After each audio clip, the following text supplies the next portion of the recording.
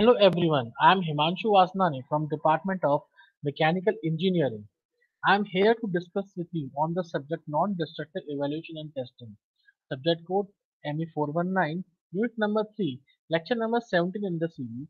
And today's topic are wavelength and defect detection in ultrasonic testing. So, let's start the lecture. Today's objective are to provide the students with a basic understanding of wavelength and defect detection in ultrasonic testing, to know about the various variables affecting an ultrasound test in ultrasonic testing. Our outcome will be students will have an understanding of wavelength and defect detection in ultrasonic testing, and students will understand various variables affecting an ultrasound test in ultrasonic testing. So, variables affecting ultrasound test. Normally, various variables were there that affect the ultrasound test. But for now, if we go with the material variations, okay, then when considering the variables of the test material that affect the test result, we can group them into three areas of concern. The first is entry surface. What? Entry surface. The second is part size and geometry. The third is internal structure. See, these three groups are an important point of concern in terms of material variation. Okay, now when we talk about entry surface, then what kind of surface is this? Is it a coated surface, or it is a rough surface, or is it having any couplant with them, or it is not having any couplant with them? If you talk about part size and geometry, then obviously the part size and geometry matters when we talk about ultrasonic testing. And in terms of internal structure also, the difference is there. You can say, while if we're talking about any casted material, it will have a different structure. If we talk about a heat treated material, it will have a different internal structure. So it depends upon the material variation. So let's talk about the first the thing, that is the entry surface. Okay, now entry surface is also very important point of concern. These entry surface variables, these include first the surface roughness, then second surface coatings, and third couplant conditions that I just told you few minutes before. Then we talk about surface roughness. This surface roughness will have several possible effects on the inspection of a test piece. Okay, in contact testing, roughness on a gross scale results from weld splatter, weld spatter, plate scale, dirt, that we can call it as sand, and rough cast surfaces from sand casting. Okay, these are the possible, you can say irregularities that you can say.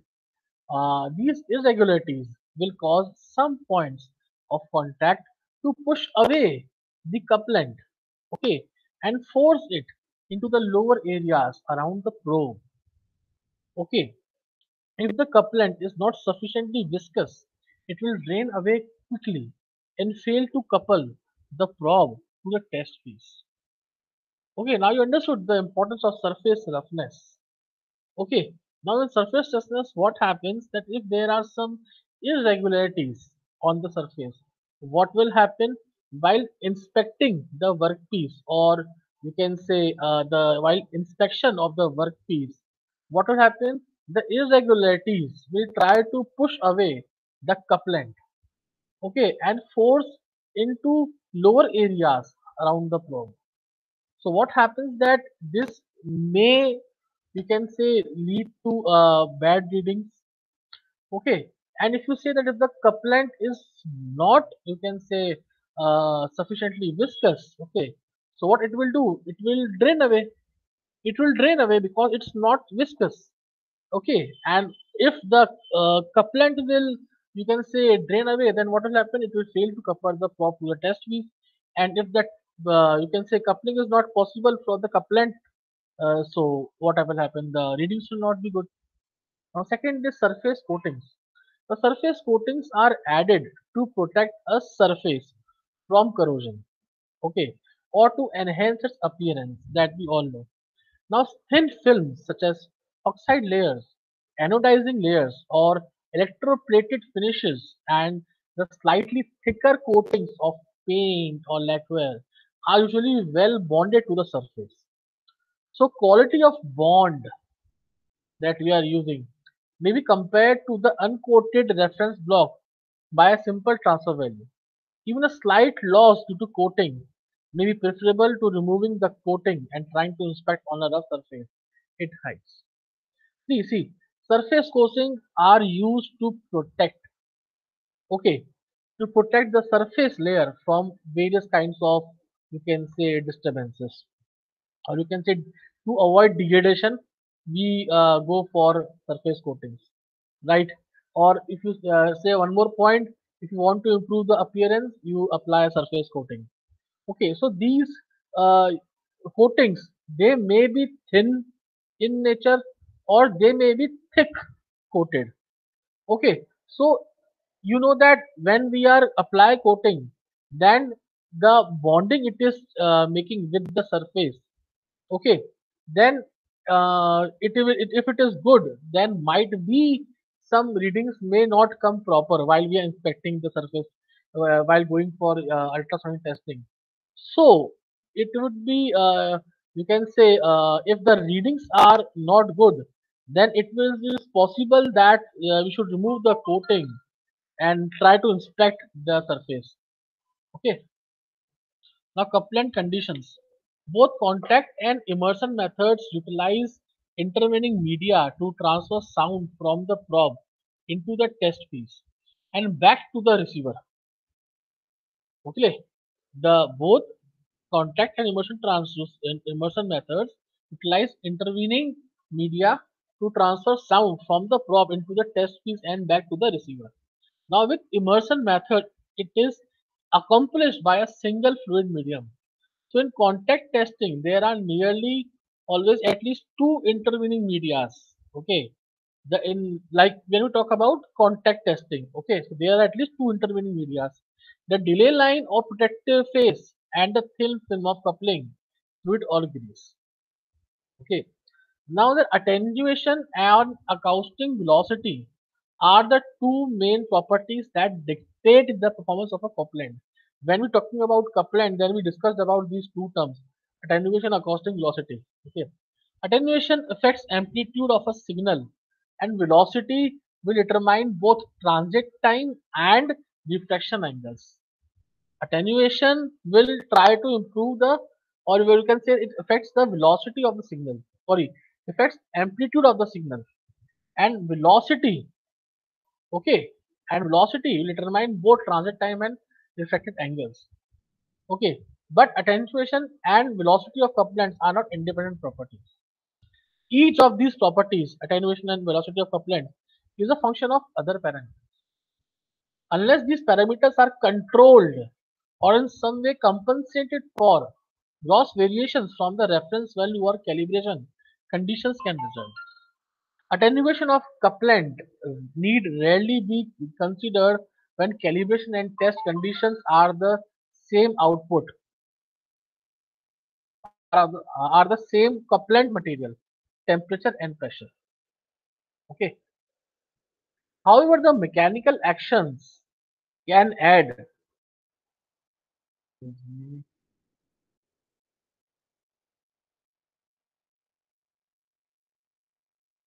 Right.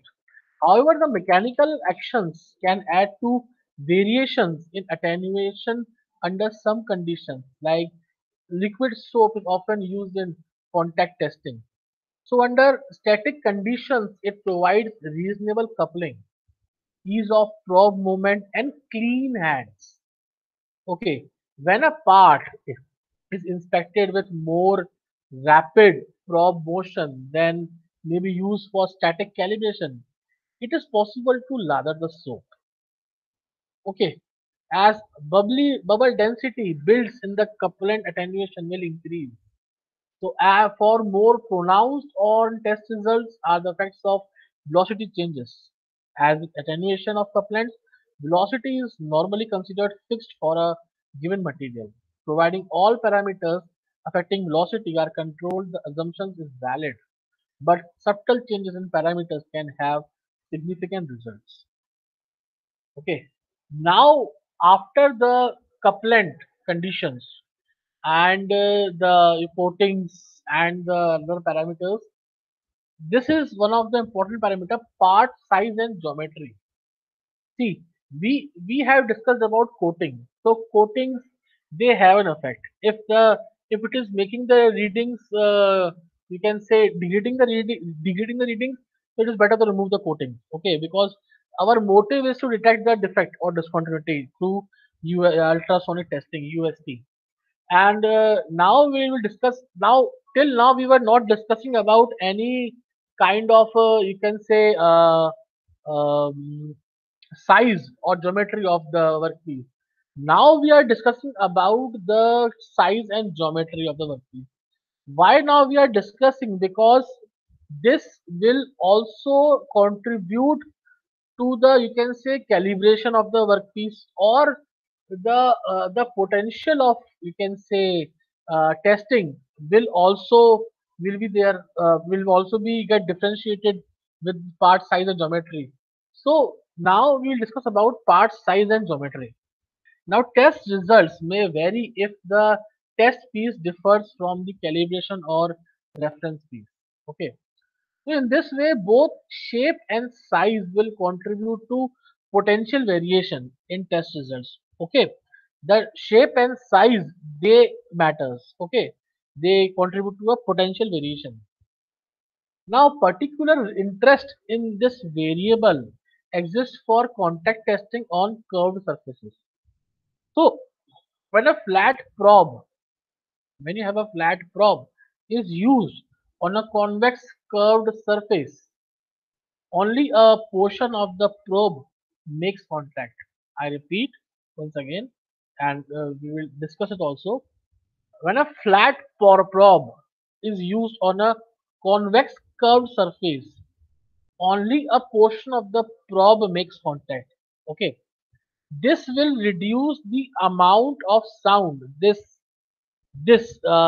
you can say, the small contact of probe, this will reduce the amount of sound that can be transferred to and from the test piece, obviously.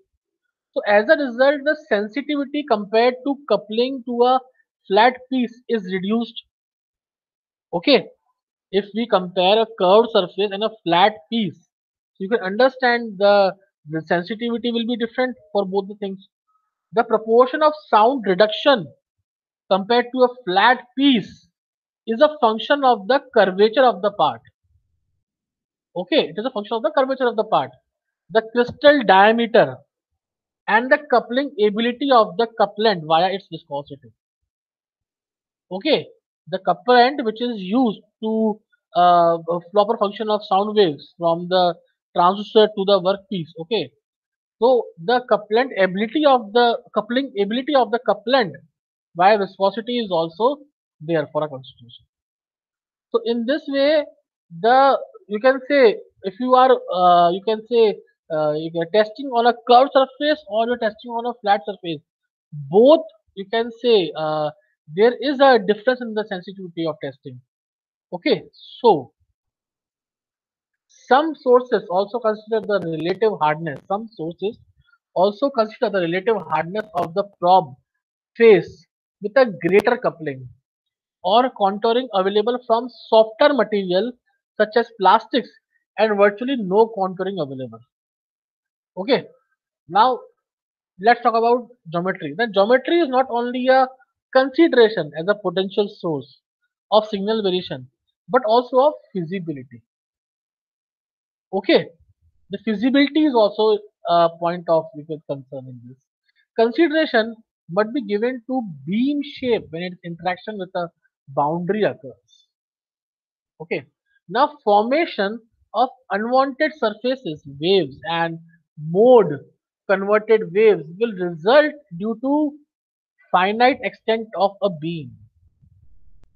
Okay, formation of unwanted surface waves and mode converted formation of unwanted surface waves and mode converted waves will result due to finite extent of a beam. Okay, the single ray, now talking about a beam. Okay, the single ray drawn from a probe exit point at the reflected angle is merely a convenient presentation of the principle of the test. In reality, portions of the beam will impinge at greater and lesser angles to the divergence of side lobes in the near zones. Now we talk about the third most important parameter, that is the internal structure. Okay. Now the final aspects of material variations that affecting the test results is the structure of material under test. Okay, it is the structure of material under test. Now material parameters are a function of makeup and environmental conditions. Makeup is determined by designing and processing.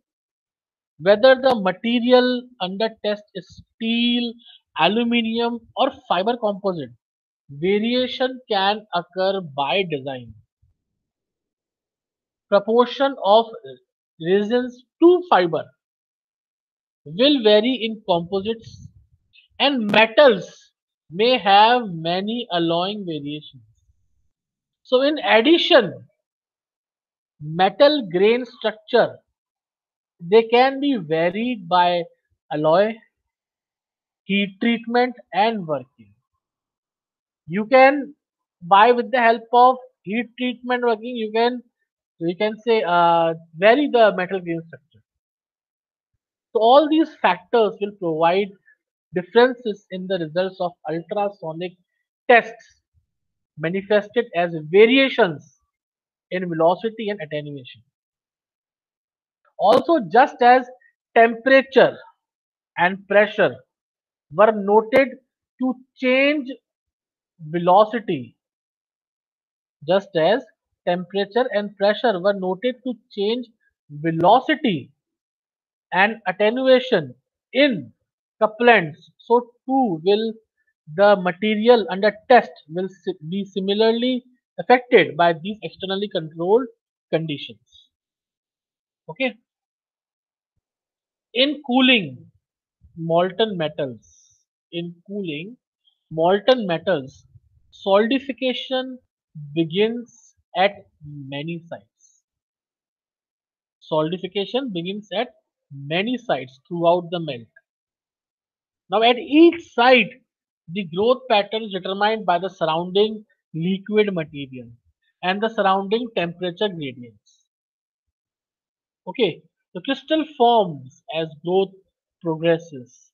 Eventually, the crystal's growth is halted when another crystal is encountered and all the liquid has been consumed. Although we generally consider the metal to be homogeneous on a microscopic scale, the boundaries formed by the edges of the grains makes it inhomogeneous. Okay, for an ultrasonic wave, each crystal represents each crystal presents different acoustic impedance depending on orientation and degree of intergrain properties. As well, there may be pores, gaps, and non-metallic inclusions. So all these factors cause scattering. I'll discuss about scattering in the coming slides also. Now the defect variation. The fourth major factor affecting test results is the defect or the reflecting surface of interest. In the evaluation, okay, in the evaluation, evaluating a signal, sorry, an operator will use three items like the sound path, the prop position, and amplitude. The change in relationship of these three aspects is called ecodynamics. So here the term ecodynamics comes into the scene. Okay, because the if you take you can say talk about these three top parameters like sound path, proportion, amplitude, and if all the you can say some changes are there in all these three, then we can say the relationship is called as ecodynamics. So therefore, investigating the ecodynamics of a flaw allows the operator to operate and allows the operator to build up an image, okay, of the shape of the flaw. Okay, now four factors are significant in the response obtained from a defect. Now, what are those factors? The first is size and geometry, then location with respect to adjacent surfaces, orientation of the mirror axis, and last, type of discontinuity and conditions of reflection. These factors are, you can say, significant, but which you want from a defect. If you found a discontinuity or defect, you can see this kind of points are importantly considered. Okay. Now, wavelength and defect the detections. Okay, this is a very important topic. We have discussed some terms before also: sensitivity, resolution, attenuation. So we will discuss all these things in the coming slides also. Okay, in a detailed way.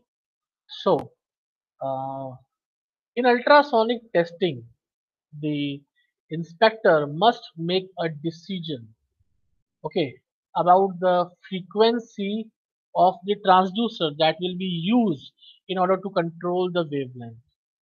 The inspector, the person who is inspecting with the help of this UST ultrasonic testing, he must make a decision about the frequency of the transducer, okay, that will be used in order to control the wavelength. Now the wavelength of of the ultrasound used has a significant effect on the probability of detecting a discontinuity. Okay, this wavelength, it has an importance while finding the discontinuity. A general a rule of thumb is that the discontinuity must be larger than one half the wavelength to understand a reasonable chance of being detected. Now here, two terms that you will be able to understand in order to locate the defect, that is sensitivity and resolution. So let's discuss about this. That sensitivity and resolution are two terms that are often used in ultrasonic inspection to describe a technique's ability to locate flaw. Okay, these are important terms. Sensitivity is the ability to locate small discontinuity. It is the ability to locate small discontinuity. And this sensitivity, it generally increases with higher frequency. Okay. Now the second term, resolution. Resolution is the ability of the system to locate discontinuity that are close together within the material or located near the part surface. I repeat, and it is very important to understand the difference. Resolution is the ability of system to locate discontinuities that are close together within the material or located near the part surface. So here also resolution generally increases as the frequency increases. Okay. The way frequency can also affect the capability of an inspection in adverse ways. Therefore, selecting the optimal inspection frequency often involves maintaining a balance between the favorable and unfavorable results of the selection. So before selecting an inspection frequency, the inspector is responsible for this because he is inspecting the workpiece. So he, before selecting an inspection frequency, the material's grain structure and thickness and the discontinuities type, size and probable location should be considered. Okay, should be considered. Now where will this data will come? Data will be accessible to you based upon the past experiences also. Okay, if the thickness is this and structure is this, so maybe this kind of dislocation or discontinuity or defect is found. As frequency increases, the sound tends to scatter from large to coarse grain structure and from small imperfections within the material.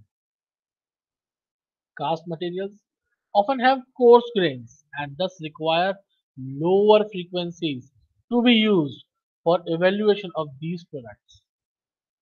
Wrought and forged products with directional and refined gain structure can usually be inspected with higher frequency transducer.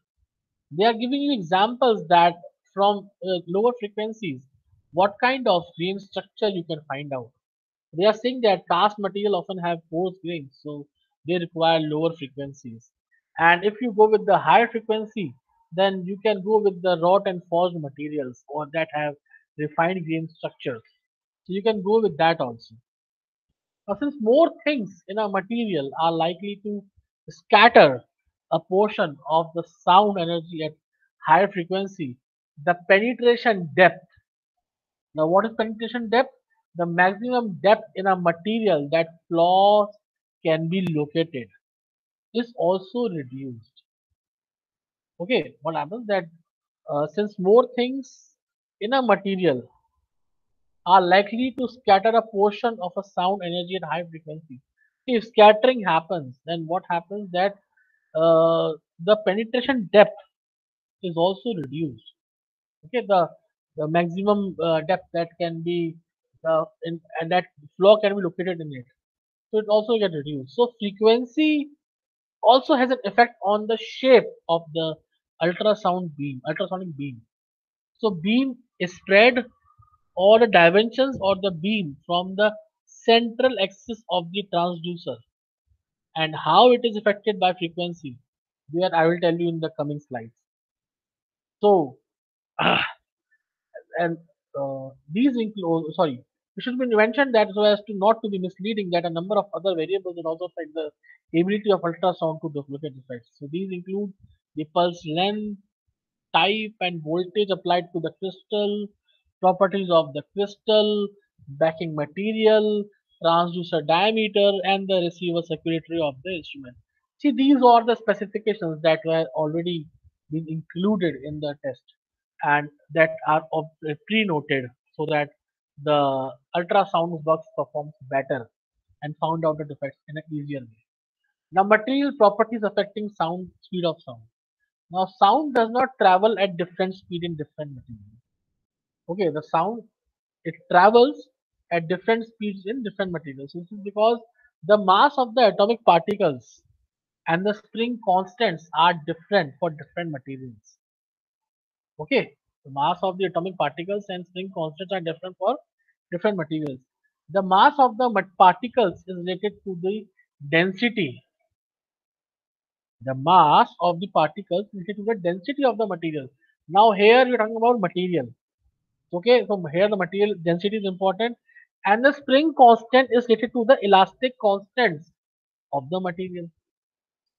So they go for a general relationship between the speed of sound in a solid and its density and elastic constant is given by the equation like V speed of sound is equals to under root of Cij upon rho. Now here V is speed of sound in meter per second. Z is elastic constant in a given direction and rho is density. Okay. Now this equation may take a number of different forms depending on the type of wave like longitudinal or shear. I have discussed about both these kind of waves, longitudinal shear in the previous lectures.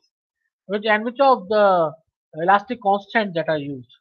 So it must be mentioned that the subscript ij attached to the C in the above equation is used to indicate the directionality of the elastic constant with respect to the wave type and direction of wave travel. So, okay, direction of wave travel. So in isotropic materials, the elastic constants in isotropic materials, the elastic constants are the same for all directions within the material. Okay, in isotropic materials, the elastic constants are the same for all directions within the material. However, most materials are anisotropic and the elastic constants differ with each direction.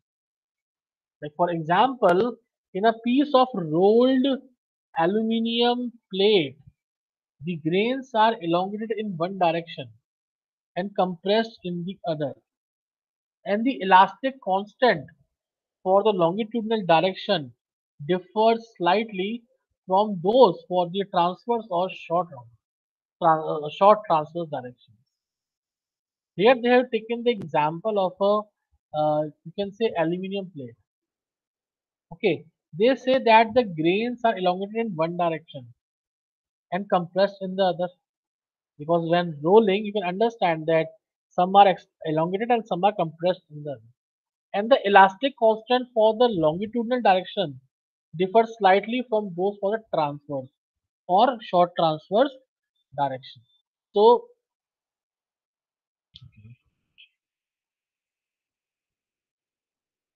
for longitudinal waves, the speed of sound in a solid material can be found as VL. VL means speed of sound for longitudinal waves is equals to under root of E into 1 minus Poisson's ratio, that is V, upon rho into 1 plus V into 1 minus 2V. So here VL stands for speed of sound for longitudinal waves, E is Young's modulus, and V is Poisson's ratio. Okay, and similarly for shear transverse wave, the speed of sound is Vt is equals to under root of G upon rho.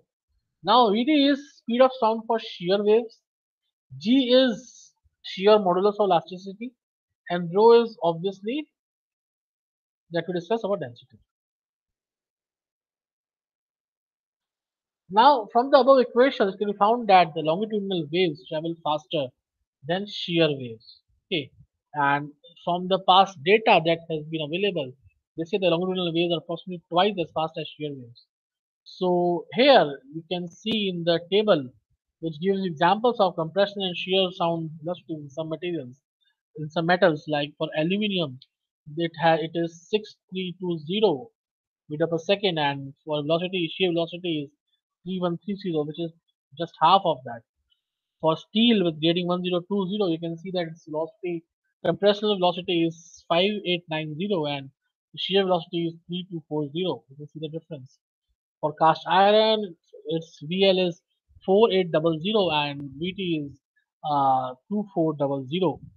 For copper also it's 4660 and for the shear velocity is 2330.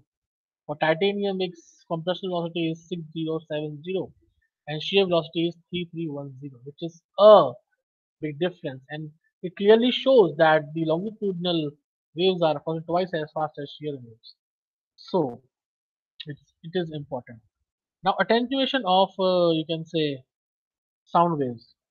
When sound waves travel through a medium, its intensity diminishes with distance.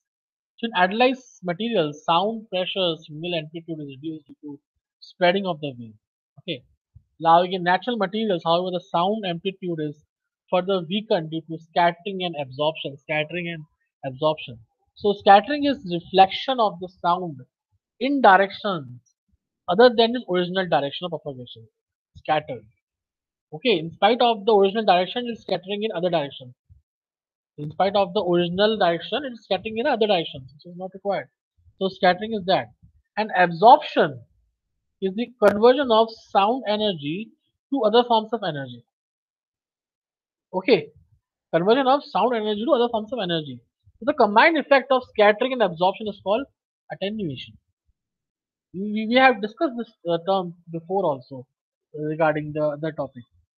Attenuation is generally proportional to the square of the sound frequency. It's square of the sound frequency. The amplitude change of a decaying plane wave can be read as A equals to A naught E with minus EZ, where you can see the parameters are having their different values, like E naught is initial amplitude and alpha is attenuation coefficient and Z is travel distance. Okay, so here is the thing that attenuation can be determined by evaluating the multiple back wall reflections seen in the typical A scan displays. There are scan displays A, B, C. I'll discuss in the coming slides. So the number of decibels between two adjacent signals is measured, and this value is divided by the time interval between them. The circulation produces an attenuation coefficient in decibels. This calculation produces an attenuation coefficient decibels per unit time. Then knowing the velocity of sound, it can be converted to decibel per unit length. The acoustic impedance. The sound travels through materials under the influence of sound pressure because molecules or atoms of a solid are bound elastically to one another.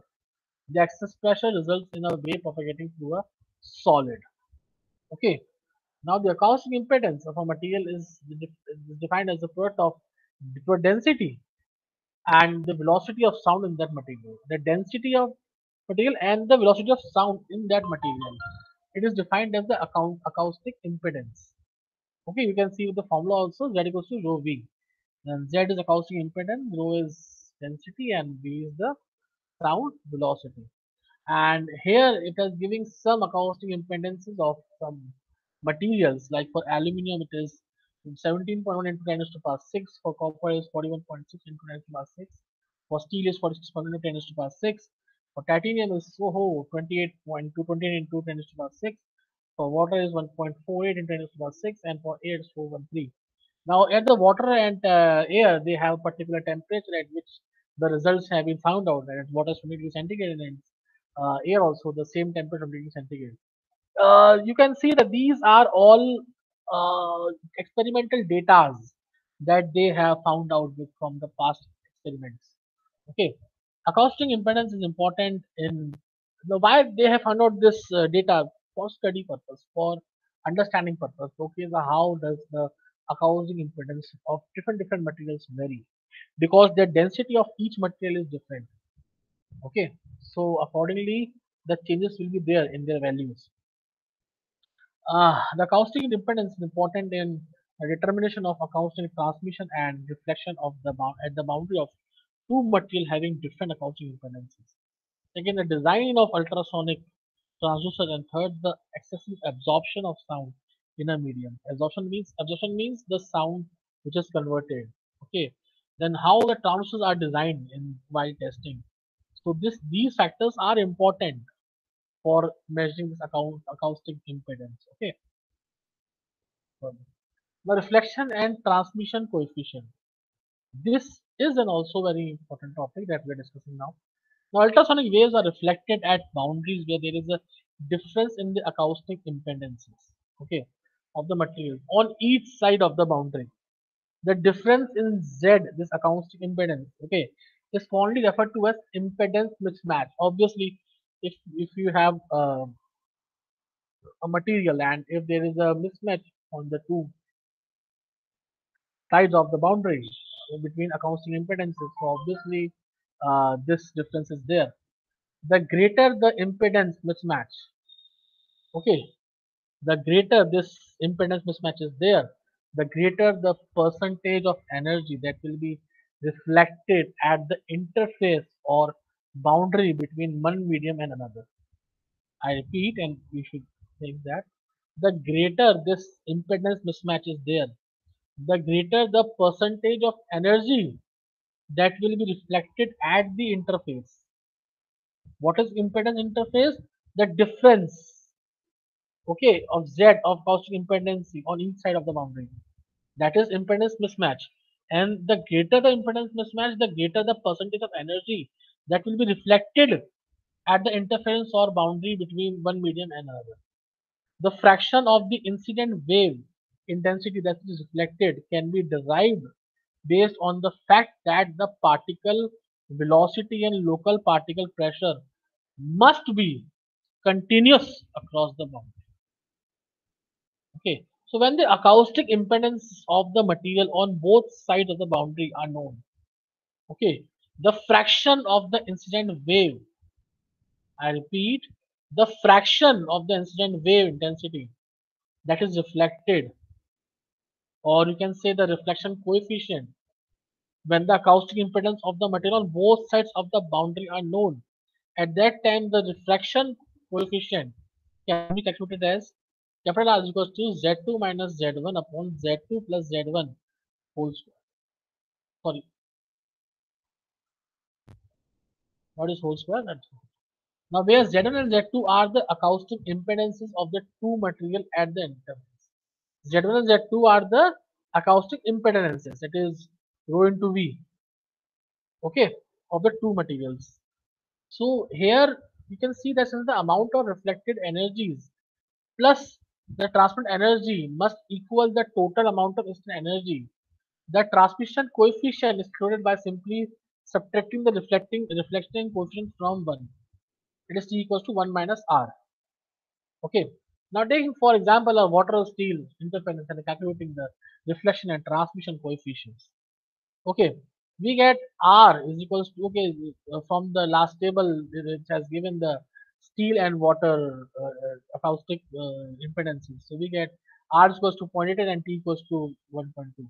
This means that the amount of energy transmitted T is 0.12 and R is 0.88. So this means that the amount of energy, okay, after noting this, that the value of R is R 0.88 and value of T transmission coefficient is 0.12, that the amount of energy transmitted into the second material is only 12%, while 88% is reflected back at the interface.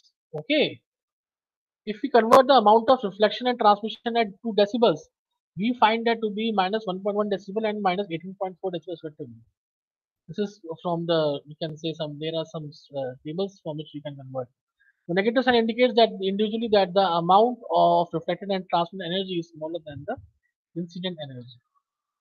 Now, if reflection and transmission at interfaces is followed through the component, only a small percentage of the original energy makes it back to the transducer, even when loss by attenuation is ignored. Okay, even when loss by attenuation is ignored. For example, consider an immersion inspection of a steel block. The sound energy leaves the transducer, travels through the water, encounters the front surface of the steel, encounters the back surface of the steel, and reflects back through the front surface on its way back to the transducer. At the water steel interference front surface, 12% of the energy is transmitted.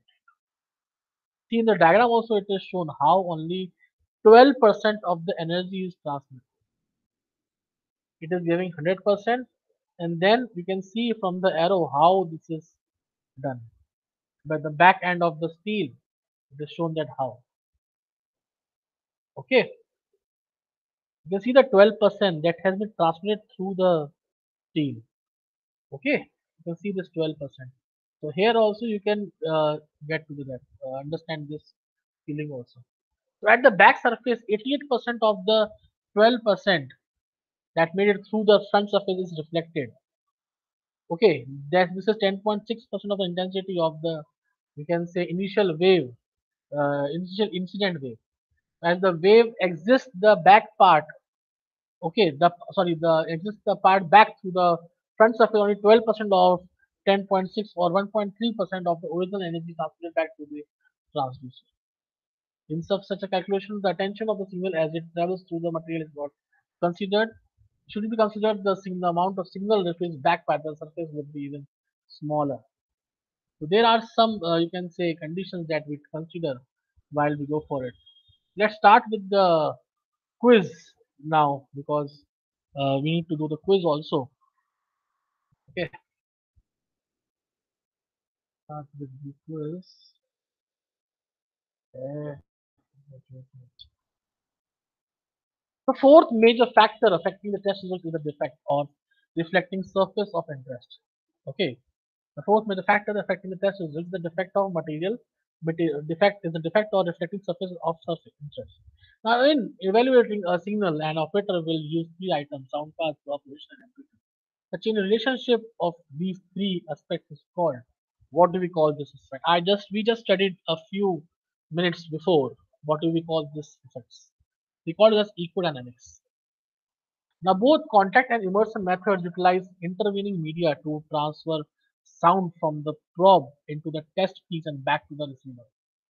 I repeat, we studied about these two types of transducers in the previous lecture. So both contact and immersion methods utilize intervening media to transfer sound from the probe into the test piece and back to the receiver. It is true. Now, attenuation and acoustic velocities are the two main properties that dictate the Performance of a couplant. Okay, couplant. So what is true or false? It's true.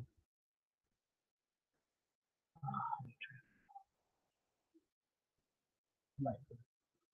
Now attenuation affects amplitude of the signal and velocity will determine both transit time and refracted angle. True or false? It is true.